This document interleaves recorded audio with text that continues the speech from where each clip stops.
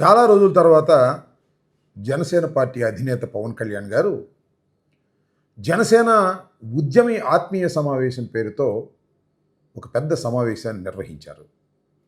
ఆ సమావేశంలో చాలా అంశాల గురించి ప్రస్తావన చేశారు, మాట్లాడారు.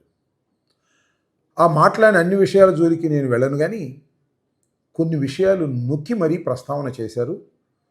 సమాధానాలు చెప్పేటటువంటి ప్రయత్నం చేశారు.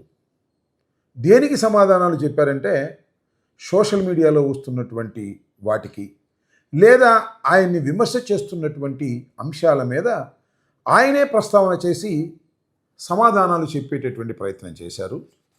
ఆ సమాధానాలు విన్న తర్వాత ఎందుకు ఇంత ఇమ్మెచ్యూర్డ్గా పలాయనవాదంతో పవన్ కళ్యాణ్ గారు మాట్లాడుతున్నారు, ఆయన రాజకీయాల్లో చాలా కాలం నుంచి ఉన్న ఏమాత్రం అవగాహన పెంచుకోలేకపోయారనేటువంటి కించిత్ బాధ నాకు కలిగింది. దానిలో ప్రధానమైనది ఏంటంటే ఆయన చేసిన వ్యాఖ్యలు, నేను ముఖ్యమంత్రి కావాలని రాజకీయాల్లోకి రాలేదు అనేది ఒక వాదన. రెండో అంశం ఏంటంటే తమిళనాడులో ఎవరో పార్టీ పెట్టి అధికారంలోకి వస్తే మీరు కూడా అలా చేసి ఉంటే బాగుంటుందని చాలామంది మెసేజ్లు పెడుతున్నారు.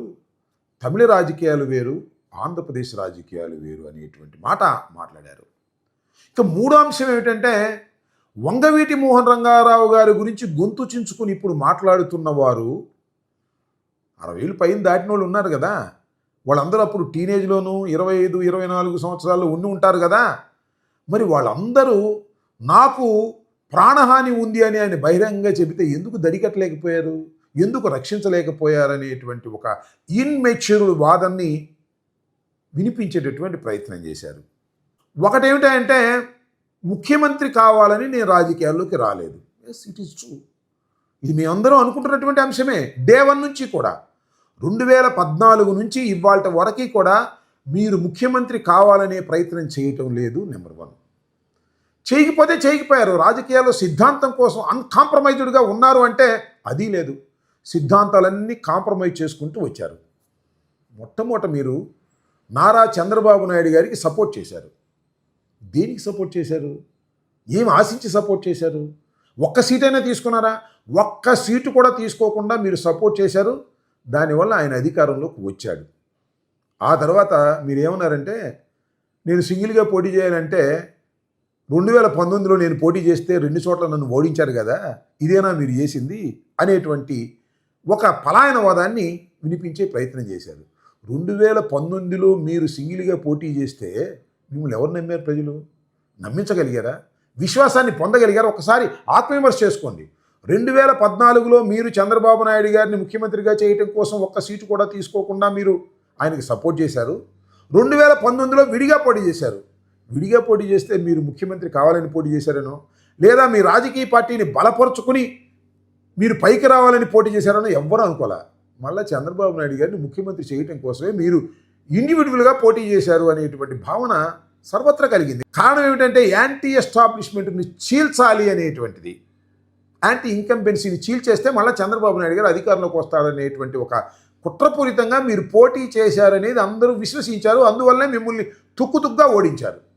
మళ్ళీ ఏం చేశారు? మళ్ళీ చంద్రబాబు నాయుడు గారితో కలిసి మళ్ళా ప్రయాణం మొదలెట్టారు. అంటే టోటల్గా మీరు చంద్రబాబు నాయుడు గారిని ముఖ్యమంత్రి చేయటం కోసమే మీరు రాజకీయ పార్టీ పెట్టారని ప్రజలు పూర్తిగా విశ్వసించారు. ఇప్పుడు కూడా విశ్వసిస్తున్నారు.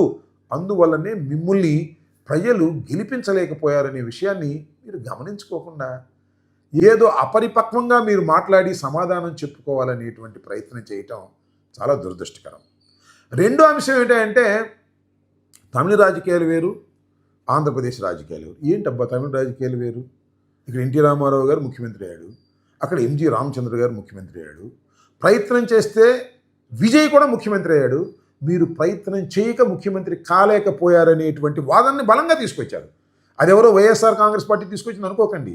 ఖచ్చితంగా జనసేనలో ఉన్నటువంటి వారు మీరు ముఖ్యమంత్రిగా కావాలని కోరుకునేవారు మాత్రమే దీన్ని బయటకు తీసుకొచ్చారనేది మీరు కాస్త తెలుసుకుంటే మంచిది అని మనం చేస్తున్నాం. ఏంటి అక్కడ ఇక్కడ వేరు రాజకీయాలు చెప్పండి. తమిళ రాజకీయాలు వేరు, ఆంధ్రప్రదేశ్ రాజకీయాలు వేరు. అంటే తమిళ రాజకీయాల్లో సాహసవంతులు ఉన్నారు, ఇక్కడ సాహసవంతులు లేరు.